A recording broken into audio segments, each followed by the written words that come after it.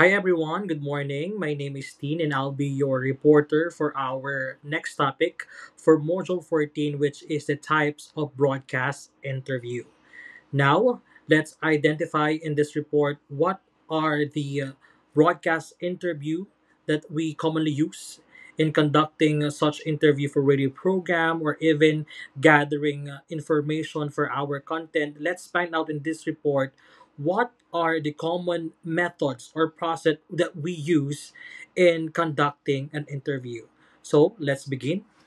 For our overview of our discussion, we will find out and discover the different types of broadcast interview and we will find out kung ano ba yung mga dapat nating gamitin kung tayo ay nagkakandak ng interview to a specific content, issue, or to a particular person.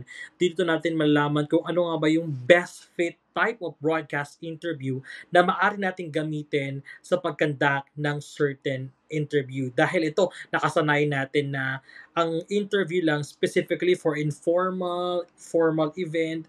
But then, in this discussion, we will find out and take a dig deep with all the types and broadcast interview kung ano nga ba yung mga maaari nating gamitin towards the interview. In our textbook, we have three classification that is being stated in the types of broadcast interview.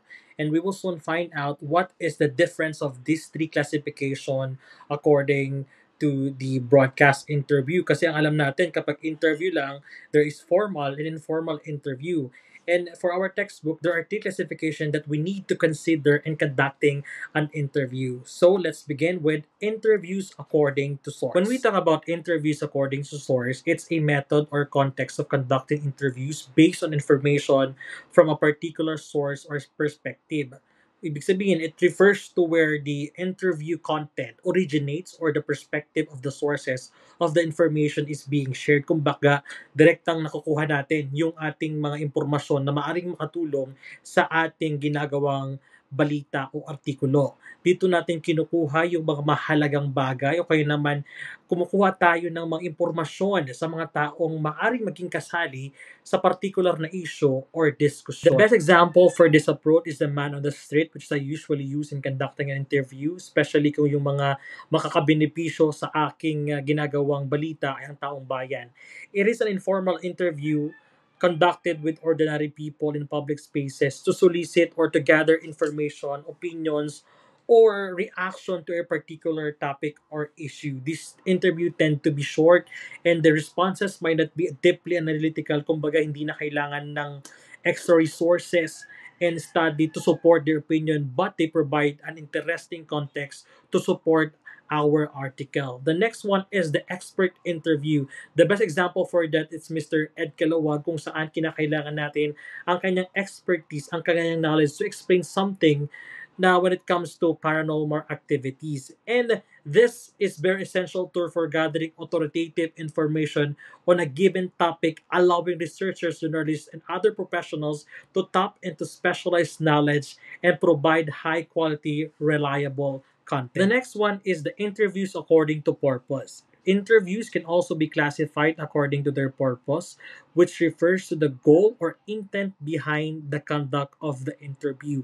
Kung ano nga ba yung purpose or mission or goal ng isang mamahayag sa pagkandak ng interview, whether it to give an information, an entertainment, or a awareness sa mga kanyang listeners o sa ating mga mamamayan. Best example for that is the personality or the celebrity interview, which is a way to connect celebrities with the public while providing media platforms with engaging content that attracts viewers, readers, and listeners. Kumbaga, ang purpose ng isang journalist is to give an entertainment through the help of or through the conduct of the personality or celebrity interview. The next one is expository interview, which is to provide an extra information to support the issues. Kumbaga, ito yung designed to inform the audience by providing factual, detailed, and structured explanation or authoritative source, often focusing a specific topic or issue na maaring makatulong sa pagpapalawak pa ng isang balita or ng isang impormasyon. Aside from that is we have opinion interview, which is a very valuable tool for understanding people's personal beliefs, views, or experiences on a given topic. For example, dito ay kasalukuyan na interview ang isang dalaga na mayroong bitbit na anak regarding sa teenage pregnancy, kung saan according to NEDA, ito na ay isang national social crisis. At itong mamahayag, tinatanong niya kung ano nga bang opinion nito regarding sa statement ng NEDA kung bakit sinabi ang teenage pregnancy ay tinatawag na siyang national social crisis.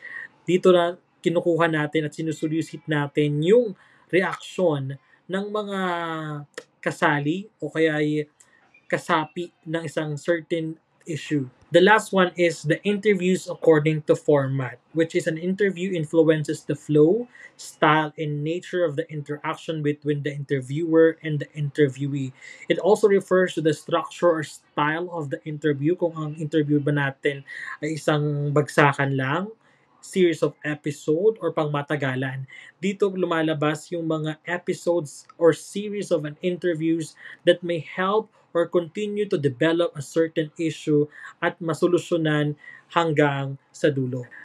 We have here the one-time interview. For our example, we have Miss Honor Honor receive the Asian Awards. And after that current event, hindi na pwedeng interviewin si Miss Nora Honor because yung event ay tapos na. Kumbaga, ang event na to ay for one-time interview lamang. Hindi na siya pwedeng interviewin because the event is finished. Alright? And the next one is serial interview. The best example for that is the Rafi Tulpo in action. Kumbaga, meron dito yung mga series hanggang episode 10, hanggang episode 8, hanggang masolusyonan yung certain topic or issue. For example, we have here the Talavera issue kung saan mga trabahador niya hindi nababayaran hanggang umabot sa episode 10 kung saan nagkaroon na rin ng mga kasuhan hanggang umabot sa episode 10 ay nabayaran na ang lahat ng empleyado ng kanilang kumpanya. Along with examples of this approach are spot interview and news interview. When we talk about spot interview, it's on the spot interview or ambush interview that can also be related into man on the street. For our example, we have here man participating in rally. Interviewin natin siya on the spot kung ano nga ba yung dahilan ng kanilang rally. And then we have here the news interview presented a brief statement for a certain topic.